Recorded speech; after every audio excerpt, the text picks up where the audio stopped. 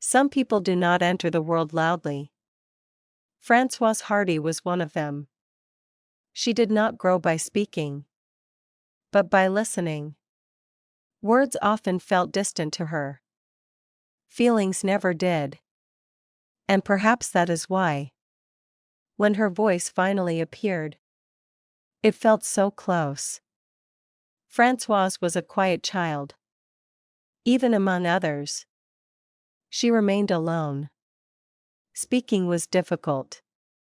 Explaining herself even more so.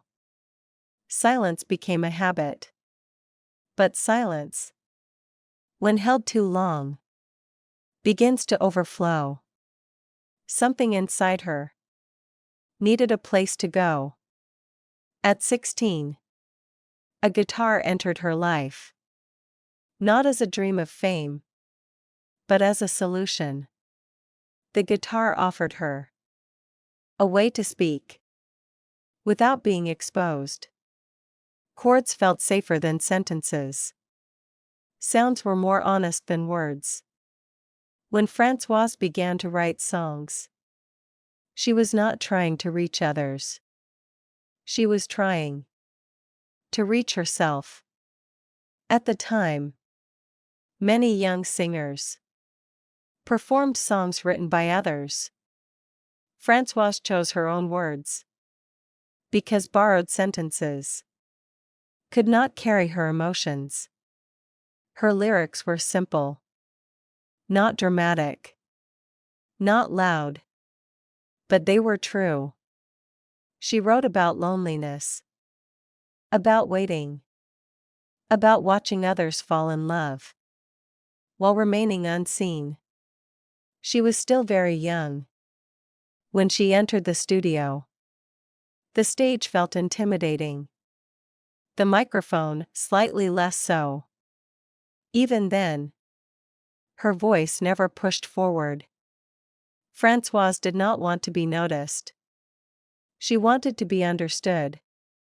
And so her singing sounded like a confession, not a performance. At 18, she wrote a song. It did not celebrate love. It did not promise happiness. It simply said, "Everyone seems to be in love. Except me." Tous les garçons et les filles was not an ambition. It was an admission. And suddenly, millions of people recognized themselves in it. Françoise Hardy became known almost overnight. But she did not change. Fame did not make her louder. It only allowed more people to hear her quietness. Even as her songs traveled the world, she remained distant. She sang, but never stepped fully forward. Françoise Hardy did not begin singing to become an icon. She began because silence needed somewhere to go.